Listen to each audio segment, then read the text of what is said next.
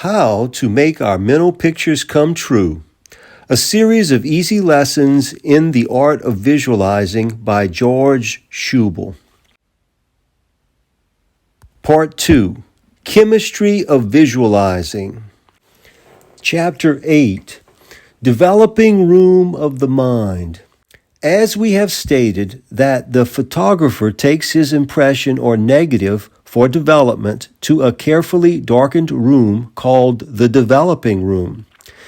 It is simple in arrangement, containing usually a chair, a pan holding the photographic solution, and a small dim red light as an aid in observing the development of the photographic impression. The room is darkened for the same reason that causes the photographer carefully to protect and seal his impression until the dark room is reached. The impression, as we know, is now a specialized and preserved form of light substance, highly magnetized, sensitive, and impressionable. It must be kept from contact with or exposure to external light vibrations. For this reason, the photographer carefully boards his windows and doors, excluding every possible ray of outside light, which may filter in and spoil the photographic impression. In visualizing, the quiet, darkened room in which we carry on our work now becomes our developing room. Here we enter inwardly into a condition of consciousness which is similar in principle to the developing room. The room in which our thought developing is accomplished must be darkened for the same reason which causes us unconsciously to carefully protect and seal with our will the impression of our projected thought until development has taken place. It is now, as we know, a specialized and preserved form of thinking substance, highly sensitive and impressionable, and highly magnetized. Like the photographic film, it must be kept from contact with or exposure to the external vibrations of objective thinking of our own or other minds. The darker the room can be made, the better it will preserve its purpose of providing outwardly the condition which we mentally need. It must more than ever be a silent room, as well as a darkened room, since at this time we are providing an outer environment which corresponds with and provides the tone and atmosphere for our subjective mental condition, and from which must be excluded not only light reactions which peculiarly affect our mental state, but those of sound as well. In fact, no sense distraction or disturbing external vibration of any kind must be permitted to enter. If a silent room or retreat of this kind cannot be provided, then, as in the instance of the dark chamber, we must arrange to make our bedroom the place for treating our thought. In the hushes of the night, in the very early hours immediately after midnight, our best mental developing work can be done, since the outer objective vibrations are at their lowest. An ideal silent room in itself can be made a first object upon which to visualize if we are not provided with such, so that through visualizing we may so shape the circumstances and conditions of our homes that a silent room for all visualizing purposes may be secured. End of Chapter 8. Chapter 9. Subconscious Developing Process Explained. We recall that the first stage of the development of a photograph occurs when the outer light image is let into and strikes the film substance. Immediately, there occurs a reduction and conversion of the silver electrons suspended in the substance so that they become an unseen metallic basis or body incorporating the light which has penetrated and become part of them.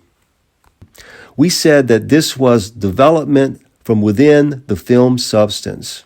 We compared this with our objective projected thought, or rather with the formed light of our objective understanding, saying that the first stage of its development begins when our imaged thought impresses itself upon our subjective thinking substance, and that we call this the inner development of our thought. The outward and further process of photographic development occurs, as we have seen, when the photographer places his photographic impression in the chemical solution.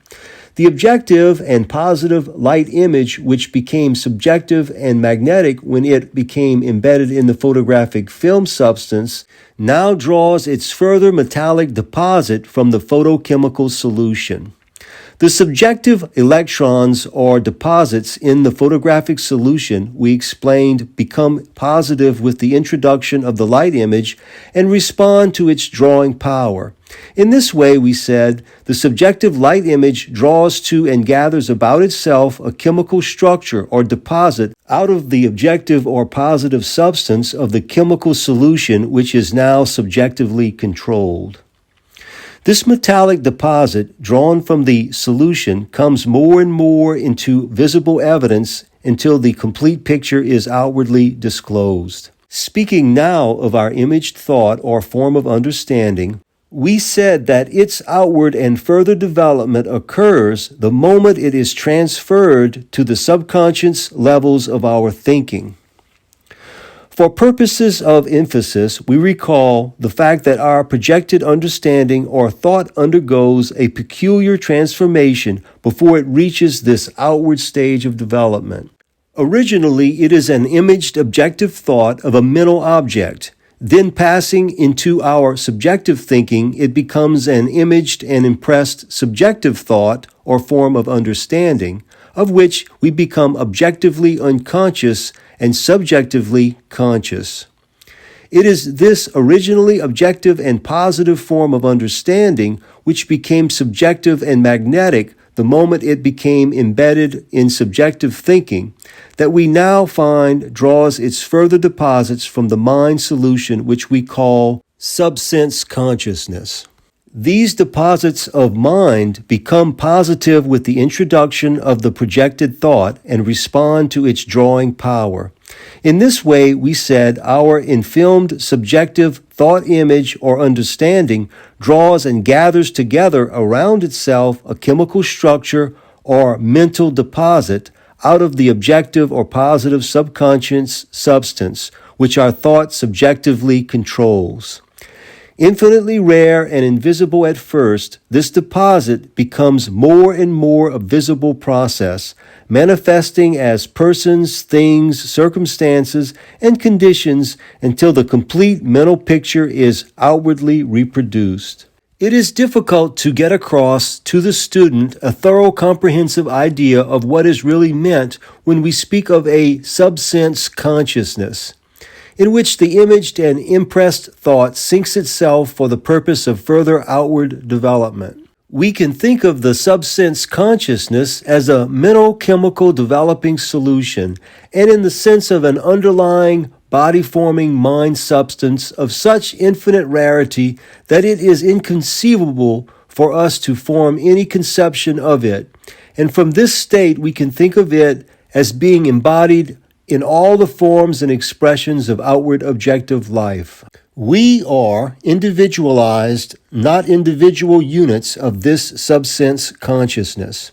We are individualized only in the sense that we are expressions or manifestations of it, but not separate from it, so that when we say our projected thought or understanding is transferred or placed into our subconsciousness, it means that it becomes sunk not in an individual subconsciousness, but rather in a universal, unlimited ocean of subjective or static consciousness everywhere present, and in which we move and have our being.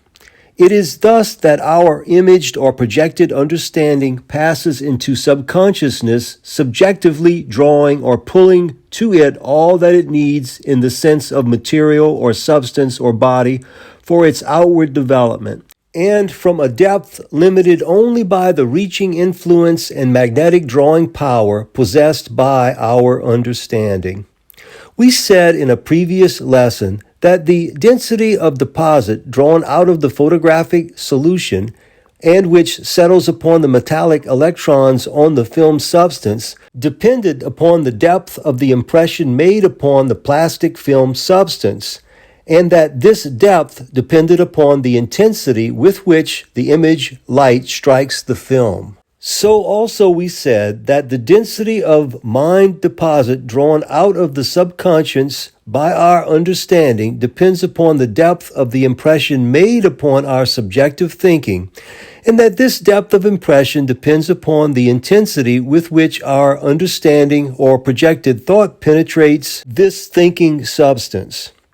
If the formed light of thought is sufficiently intense, strong, and sharp, implying a pure, full, and sufficient understanding or projection of the mental object, then its impression will be deep, and correspondingly its drawing power, when transferred to the subsense consciousness, also will be far and deep-reaching.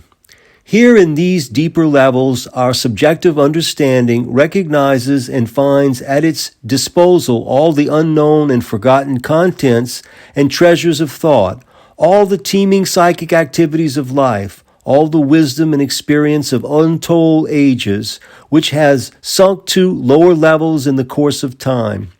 It is these which contain and which are all the material and substance of our subsequent outward picture. It is these which are in a subjective or static state of being in this ocean until quickened into objectivity by that mysterious transmutation of vibrating energy which our illumined thought brings with it. And it is these which are drawn to our understanding out of these deeper levels to the level of our objective consciousness, where they become the dense deposit which settles upon and around our projected thought.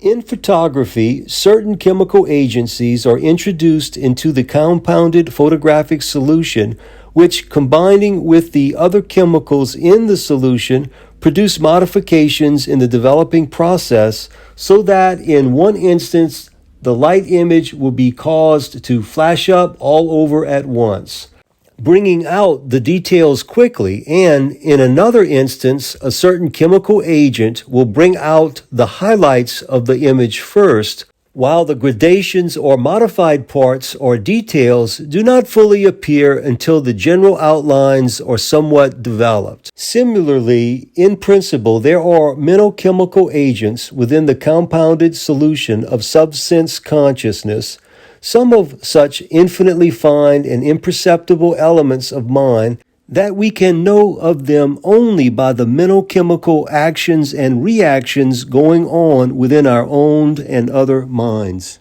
Others we recognize in the underlying actions and reactions afforded by circumstances, conditions, and the more visible things of outward life. Just as the photographer has access to the chemical developing agents and to the knowledge of their application for producing his modifications, so have we mental access to the mental mechanical principles and to the intelligence whereby these principles can be applied for the purpose of modifying and regulating the development of our mental picture. End of Chapter 9. Chapter 10. How our invisible thought develops outwardly. In the photographic developing process, as we previously explained, there are present certain physical laws represented by time and temperature in developing quantity and quality of the solution, and by the reactions and actions of certain chemical combinations, either naturally within the compounded developing solution or introduced into it by the photographer. These laws resolve themselves into formulas for developing. If these formulas or conditions are intelligently provided for by the photographer, then his part of the work of further development is for the most part completed. Thereafter, it is not he who is bringing about results. The law of development inherent within the impressed light image is at work. It is working for him, gathering together a chemical structure around the infilmed image of light. His attitude becomes one simply of cooperation. He may lift the submerged film occasionally from its chemical bath and carefully review its progress, or see if his formula has been carried out correctly. He may strengthen or modify the solution according to the needs of the developing picture. But aside from this, he knows that his treatment of his photographic impression has excited into motion the characteristics of the impressed light. He has started the process of formulation, specialization, and differentiation, which will operate unerringly in bringing about a given result. In the mental photographic process of developing our reflected and impressed thought, there are, of course, certain mental laws which serve as formulas for developing. If these formulas or mental conditions are intelligently provided for by us, then our part of the mental developing work is for the most part completed. Consciously and objectively, it is not we who are developing results at this point of the developing process of our submerged thought. The law of development inherent within our understanding and within our thinking substance is working subjectively for us, gathering together the deposit or infinitely delicate chemical structure around the infilmed mental light which our understanding has become. Our attitude becomes one simply of cooperation. Occasionally, we may consciously take our submerged thought image from its mental chemical bath. We may carefully review its progress mentally or see if our visualizing formula has been carried out correctly. We may strengthen or modify the subjective condition according to the needs of our developing thought image. But aside from this, we know that our treatment has started in motion a characteristic of our impressed understanding, resulting in a progress of formulation, specialization, and differentiation, which will unerringly bring about the given results. Once our understanding thought has been projected into our subconsciousness, it finds in this mental chemical solution an infinitely rare, underlying body substance by means of which it can formulate itself and through which it can move and extend itself in the direction of its outward fulfillment, going beyond the limits of our own individualized subjective condition of mind and out into the unlimited ocean of universal subjective mind in which all of us are, and we can assist only by moving in the direction in which our developing thought moves us. When we realize that this principle of development is working for us in the manner in which we have described, then all anxious thought on our part will cease as to how or when our thought is to materialize or the means to be employed. The fact is, we should never, in visualizing, attempt to define the manner through which our projected thought will make its outwardly visible appearance. The $10,000 we seek to visualize may come as a result of the death of a rich uncle. It may come from the sale of a piece of property. It may come from a friend seeking an investment through us, or it may come to us through the most remote, intermediate, and unexpected source. All that we know, and this with unerring certainty, is that the condition, the avenue, the means available and susceptible are opening themselves to provide for the development and appearance on the visible plane of our invisibly developing thought. End of chapter 10 of How to Make Our Mental Images Come True by George Schuebel, narrated by Rex King.